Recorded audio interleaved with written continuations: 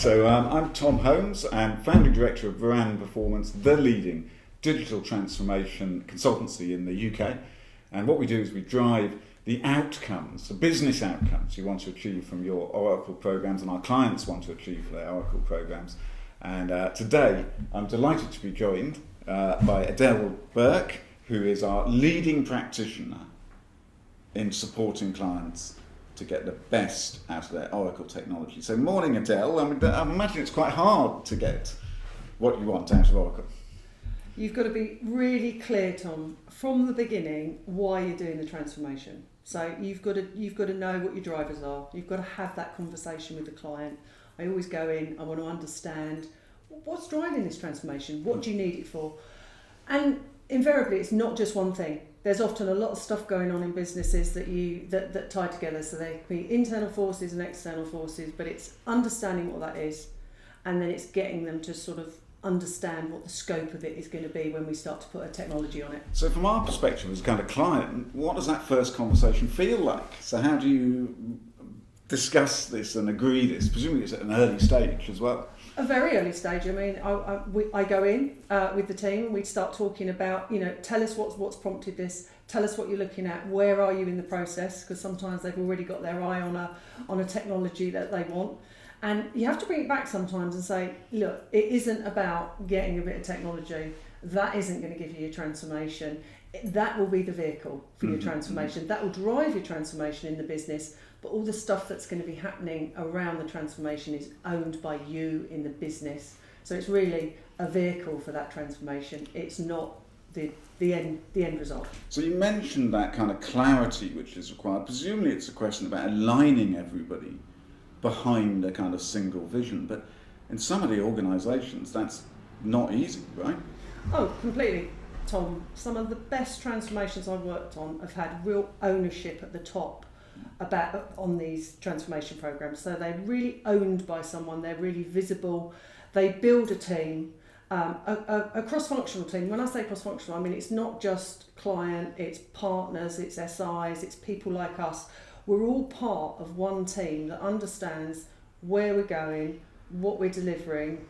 You've got experience of transformation, you've got experience of the business, yes, and invariably you've got some partner that's got quite a prescriptive way of delivering these things. I see. So ideally you're looking for a kind of blend. People who have done this kind of exercise before, people who understand the business, and presumably people who understand the technology as well. And that combination, if you can make it work, which I guess is not that easy, but if you can make it work, then that's the secret, right? It is. It totally is. It's co-inventing together. You've got your bit of your technology. You've got everyone that knows what they want to do, their bit, and you take the product and you work together to co-invent the outcome. And I love that.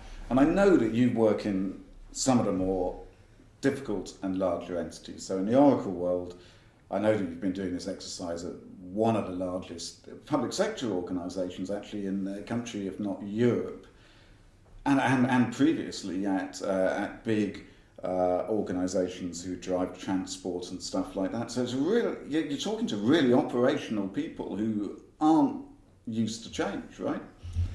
You have to make the change really clear.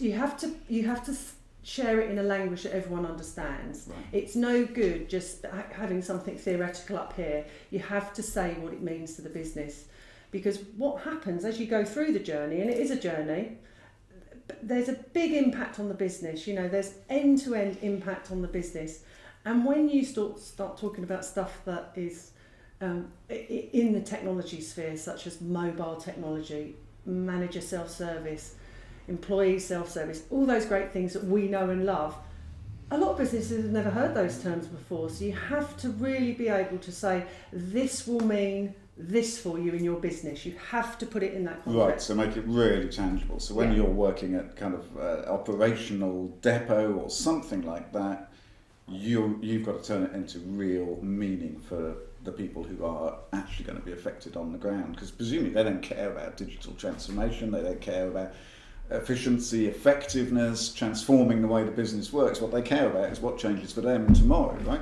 Exactly. What it means for them, and it will mean different things for different people in the business, and the impact will be lesser or greater depending where you are. You have to be able to tell that story in multiple ways with different tool sets. One of the best things you can do, Tom, is bring sort of comms and change people on early in the process that understand the business and that are part of the journey with you. You know, don't bolt them on at the end, because that is what is going to drive your adoption. If everybody gets, oh, that's what it means for me. Right. Well, I imagine on a typical program, it's kind of like half the cost of the program doing that kind of work, the change and the bringing, but presumably 80% of the value. Oh, completely. I mean, I look back and I think about the comms and change people that were embedded in the programs, and they've always been much more successful. You know, if they're with you on the journey, and you all feel part of that. You all feel part of that team.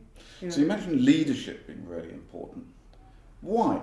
This is a technical change of back office stuff. What's the leader's role in all of this, and why does it matter? People want to work for good teams. They want to deliver something great. Well, that's what I think. Yeah. And to do that, you need the team to be well led. And if you're going to get something like that in your business, it's got to be driven from the top. Right. You know, it's so powerful to have that person, that figurehead, whoever they are, whatever role they do, to come in, check in on you, and just be part of where you're going. It's a massive message. That's my experiences too. It's motivating for the team as well. So you've got this combined team of others. They want to hear, I mean, the investments are enormous often in this kind of program, and they want to hear from the leaders how important it is. If it were a product change, if it were a new way of delivering client experience, etc., presumably, businesses would be always led from the top, but sometimes in the back office, it's harder to persuade that leadership involvement, I find. And that's why we must persuade the leaders, if they're not already persuaded, that this isn't about a piece of technology. It's about transforming your business, and own it. If you own it, that will filter down your whole team. And people enjoy coming to work, and it will be a fun project to work on. I know that sounds a bit. But you need that engagement from everyone on the team. So back to that, almost first thing you said about the initial meeting. Presumably, your role is meeting with the leaders and the people who are driving the program at that very early stage, and kind of coaching and supporting them in the role and the team and what they need to make the technology kind of sing in their business. Completely. You summarised it perfectly. And I think when you get into the project role, you need to be completely persistent and tenacious in what you, as a group, as to what you've all agreed to deliver, and you need to make sure that you deliver that. A really good way is you go back every so often, you check, what did you say you were going to do? Have you done it? Has it worked? Does it need any change? And you really you follow the plan, but you check in with yourself and the team all the time. Well, it's rare that I manage to summarise something accurately, and it's unique that, Adele, you telling me that I've summarised it correctly this time. So with that, I'd like to thank you, Adele, for joining me this morning. I hope that the session today was really useful. For me, it's that initial conversation of working with experts like Adele so that you can understand the role which the business needs to play in driving those benefits. But I hope that was useful to everybody today, and thank you very much for joining us, and thank you, Adele. Thank you, Tom.